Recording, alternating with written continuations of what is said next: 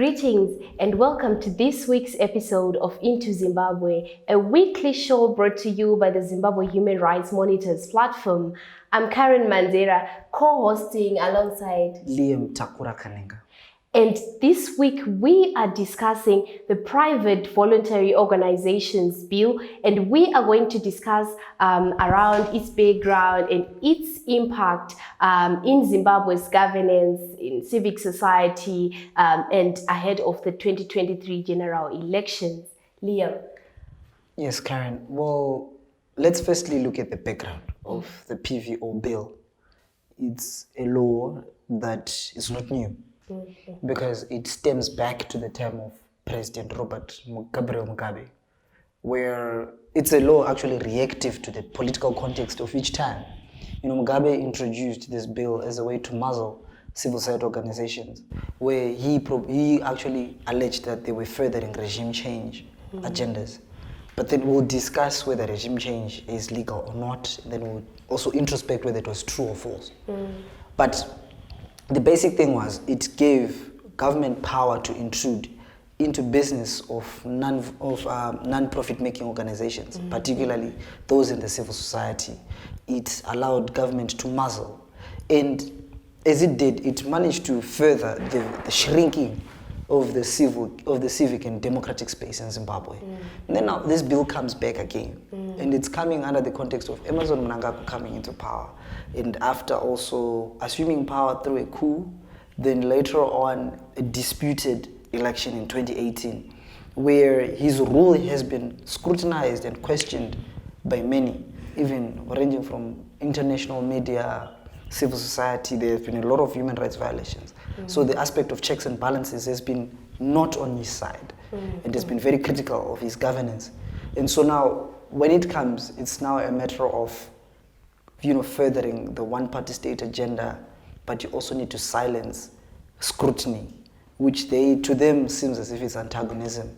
And you're talking about how this law has been, in the country from the First Republic, yes. And now we are in the Second Republic.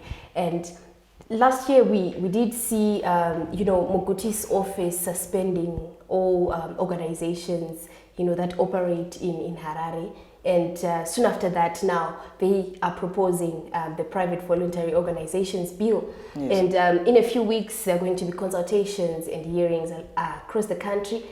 So, I feel like maybe the government, in trying to shrink civic space, because we've seen a lot of civic organizations, they're trying to monitor, public finance, they're trying to monitor accountability, human rights, and human rights violations, especially ahead of the elections. Yes. And now they are proposing this bill when we are moving into elections. Yeah, so it's, like you said, it's a strategy.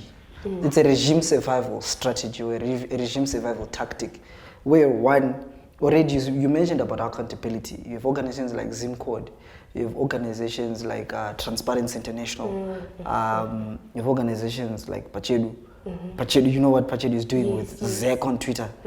Everyone is exposing misgovernance and anomalies wherever they see them. They're exposing and they're raising the issues, be it on social media, the public domain, and it's tainting the image of government. Because remember, this bill is not just coming independently. You still remember the proposed patriotic bill. You see, and already we also have amendment number 1 and 2. So you see, of the Constitution. Yes. So how are these things related? Amendment number 1 and 2 give centralized power on the president to appoint judges, dismiss judges, the running mate clause being taken away. You see, when you look at judges, it's the judiciary. The judiciary affects the criminal justice system in terms of prosecutions, right? Then we also come back to this other bill, the patriotic bill, where you can't be seen to be negotiating with other governments without government's approval or notification to government. Then the second thing also, you can't say bad things about your government. So already civil society organizations as organizations that stand to scrutinize, give checks and balances, ask questions on behalf of the citizens. When they give their conclusions, they can't publish them. Then now the PVO, which now says, okay, fine, we ought to know, like government wants to know where civic society organizations are getting their money from, where they get funded from. Because remember, these are non-profit making organizations. They get money from well-wishers. Some of them even lobby for these funds. And then they say they want to stop political lobbying. But to effect democratic and political change, you need to engage into political lobbying. You know, when we engage the MPs and stuff. So it's also ambiguous on that aspect. But then it says political lobbying is trying to engage certain political organizations or institutions or certain political characters that the government doesn't deem as friends maybe of the regime. So already, like you said, it's a regime survival strategy that is being shaped by the political context. Nothing else besides the political context. And as you said, we're going into elections. So what will it do into elections? But Liam, one might actually argue and say that, regulation is important, especially on the part of government. Maybe we need to bring sanity, to civic space, just like Mukuti's office was saying when they suspended civic society organizations last year. Yeah, regulation is important, Karen. That's a given fact. Regulation is important. Already there are laws in Zimbabwe. We have the Criminal Law Codification and Reform Act, right? That characterizes criminal behavior. It also has its own flaws, right? But then regulation does not have to be harmful. Regulation and repression are two different things. What the PVO bill brings is repression, because if you give... So where is the boundary now between regulation and repression? Yes. There should be guidelines of operation, but there should not be, what can I say, intrusivities, right? There should not be intrusion. Like, for example, if you want an organization to declare where it gets its money from, you're intruding. They have the right to privacy and the right to institutional secrecy, which is something enshrined in the Constitution. Why is the government taking that away?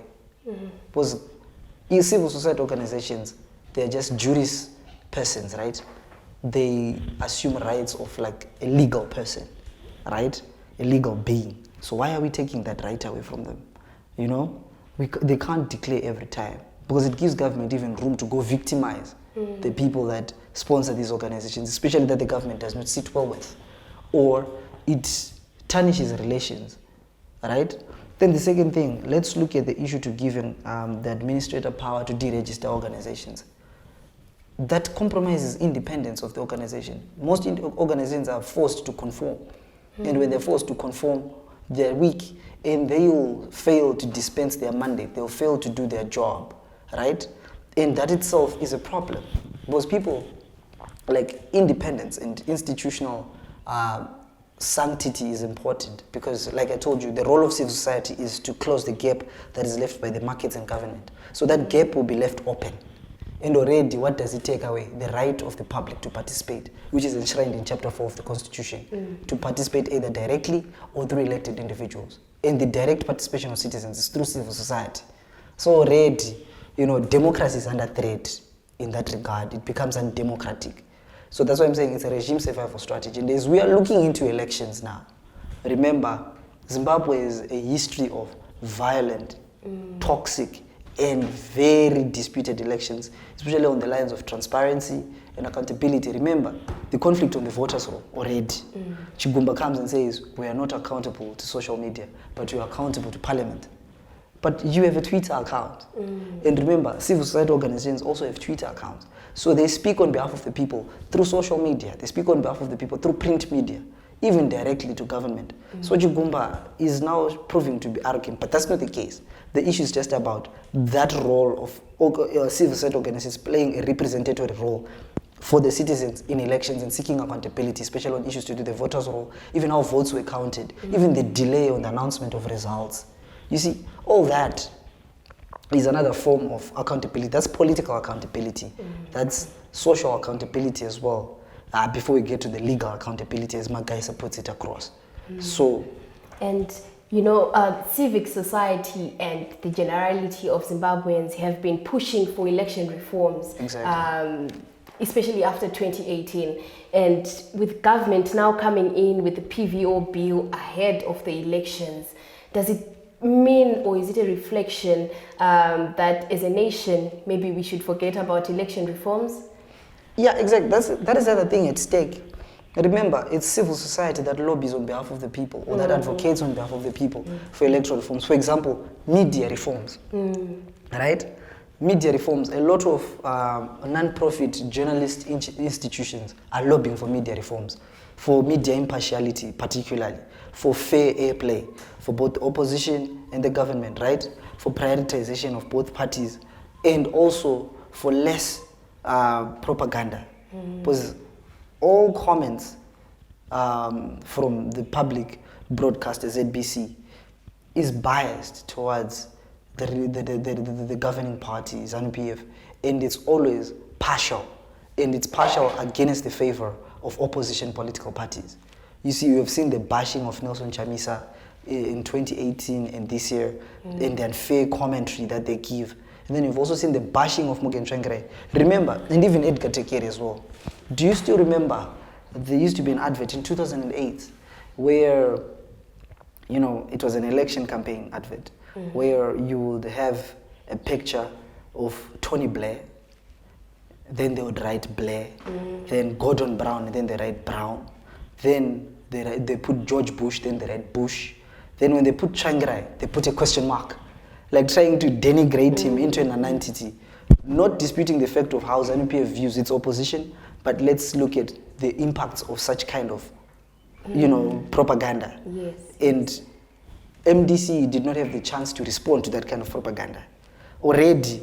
So that is undemocratic, especially in an election. It's peddling misperception, misconception, and misdirecting narratives, right? Even the whole regime change agenda narrative. Why do opposition parties exist anyway? To change the regime. So you see now what is at play. The aspect of reforms, like you said. And if the PVO bill goes through, it's going to be harder than ever to have electoral reforms. Even on their own media reforms, it's going to be harder because the voice that mobilizes the people will be silenced, it will be muzzled, and the democratic space will continue to shrink in that aspect. So, Liam, you know, our viewers will be going to meet the Parliamentary Portfolio Committee on Legal Justice and Parliamentary Affairs, you know, to put their input into this bill. So, what's the standing? Should the country stop the bill? Are we saying we're advocating, you know, that maybe some of the clauses be removed, but still the bill should be passed? What are we saying? Well, I'll be honest with you. Firstly, I admit that regulation is necessary, but the PVO bill is no form of regulation. It's a form of repression, even from its antecedent form. So it should be rejected, and it should not just be rejected on the basis that it's bad, but on the basis that, one, it's undemocratic, two, it cripples civil society, it impedes human rights defense work. For example, human rights defenders, right, participate, like they act through civil society. For example, Zimbabwe Lawyers for Human Rights, which represents a lot of, you know, human rights defenders, even opposition activists, and even ruling party activists. But when they're told to be participating in political conduct or in political acting, therefore it's illegal and criminalized. So you are criminalizing human rights defense work. So you mean victims of terror, victims of violence, electoral violence, who fail to get legal representation, they'll fail to get rapid response and humanitarian aid. It even cripples humanitarian aid, especially when you deregister civil society organizations. So in its own, for the sake of the people's welfare, for the sake of the people's right to participate freely, fairly, in a democracy, that bill should be rejected. And also we should look at its intrusiveness, because it does not just intrude into organizations maybe that have shown to be critical of the government, even those that are pro-government. The Zimbabwe Liberation War Veterans Association and Liberation War Collaborators Association are also at risk, and that gives a conflict of interest. Yes, and I think everyone should take interest into this, Liam, because this is not even a political issue. We can look at it this way. Charity organizations, you know, faith-based charity organizations are also impacted and affected by this bill. And imagine if now they have to declare who their donors are, maybe it will scare away donor confidentiality. Yes, and we won't have them being financed by donors, and a lot of people who are in poverty, who are impoverished, won't benefit from those faith-based organizations. And I think everyone, you know, should actually put their input into this. It's not a political issue. Yeah, it's not a partisan issue. It's very political, but it's not a partisan issue. So the spectrum of politics should not be limited to CCC, MDC, and ZHRMP, but it should be taken as Zimbabwe. Because right now, Karen, as we speak, if that PVO bill goes through, it means that even Matthew Rusike Children's Home has to declare where it gets all its donations. Is that fair? No, not at all. Exactly. And when it goes through, it means that Christian Care, USAID will not be able to effectively distribute humanitarian aid, especially in times of disaster. We have Cyclone Idai loading. We have more cyclones coming as per prediction of the Meteorological Center. Weather hazards, with climate change and global warming, we might have a heat wave soon, based on the increase in temperatures, right? So when all that happens, right, what does it mean for those people here? Those people stand to suffer, only in the name of one regime trying to retain power. So it's necessary for citizens of Zimbabwe, regardless of their political persuasions, to go and reject the bill, because in its own entirety it is a risk to their rights, to their participation, and to the nature of democracy in Zimbabwe. It sets a bad tone to the space of Zimbabwe. Then also, again, like I told you, accountability issues. It will be hard to get accountability on issues to do with corruption. It will be hard to get even accountability on issues to do like commissions to investigate issues to do with electoral violence. Like for now, the Moshante Commission, if that bill goes through, it will be hard for organizations like Heal Zimbabwe to probe the government on how far have they gone in implementing recommendations by the Moshante Commission. And remember, the Moshante Commission came to investigate issues to do with political violence or electoral violence. So already we have a lot of issues to hang. The CCC rally, which on video, police came and disrupted it, fired live ammunition to people through tear gas. That should be investigated. That's police brutality. And where there was a court order, that was contempt of court. So how would organizations then probe that if the PVO bill goes through? So Liam, how does the PVO bill affect independent and non-partisan organizations like the Zimbabwe Human Rights Monitors platform? Well, Karen, first and foremost is 90%, if not 99% of civil society organizations are non-partisan and they're independent. That's the first thing. So how does it affect literally every civil society organization, including us as ZHRMP? Is one, it will affect our independence, because once we are forced, or once one person has the power to shut us down today, we are forced to conform to them. It's a harvest of fear system. So we are even censored, into what we can say, what we cannot say, even the right to freedom of association. Because remember, as independent institutions, we lobby all sects of society. We even approach ZNPF, we even approach CCC, MDC, NCA. We even engage, other partners, other development partners that might not be friends of the government, or maybe that necessarily do not associate with the government. We have the right to associate. We have the right to disassociate. But then this bill forces us to over-associate with the government, right? Quote the word over-associate, at the expense of disassociating with other strategic partners in the name of a narrative that we don't even subscribe to. That's the first thing. So our right to association, our right to assembly, because we also need to mobilize society. Mobilize society for what? For effecting democratic change through promoting, monitoring, and documenting and educating people about human rights. So literally we are censored, we are crippled. And once we are crippled, all victims of human rights violations in Zimbabwe and all people that seek to know about human rights will be disenfranchised. They'll fail to get that. We won't get to do this show as we do it, as freely as we do it today, to educate people out there. We won't be able to give rapid response to people.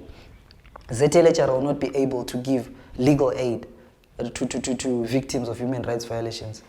You would have people rotting in prison for long. Arbitrary incarcerations will prevail. And then secondly, organizations that are literally based on grassroots mobilization, for example, CBOs, will be frustrated. Because remember, for civil society organizations to work, they need to engage gatekeepers, community leaders, even political leaders. Imagine those that operate in Harare and Bulawayo, opposition strongholds. What will happen? So it will only work for those that operate maybe. It's even ambiguous. it's too ambiguous to say political action or political activity, because even if you associate with someone from ZHRMP, you know, it's political activity. And that comes even to the Zimbabwean Liberation War Veterans Association. Remember, that is the same War Veterans Association that told us that Mugabe was misleading the country, was leading the country astray. That's the same country. Those are the same war veterans that demanded better payouts. You remember, and they got arrested.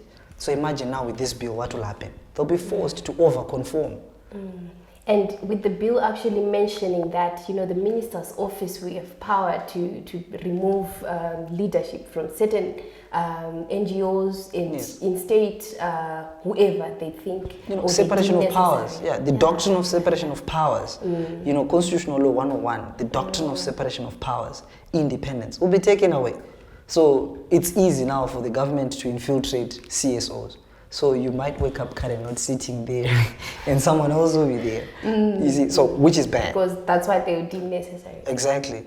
So already, like I told you, it's silencing or it's crippling civil society, it's muzzling it, and it's closing the democratic space.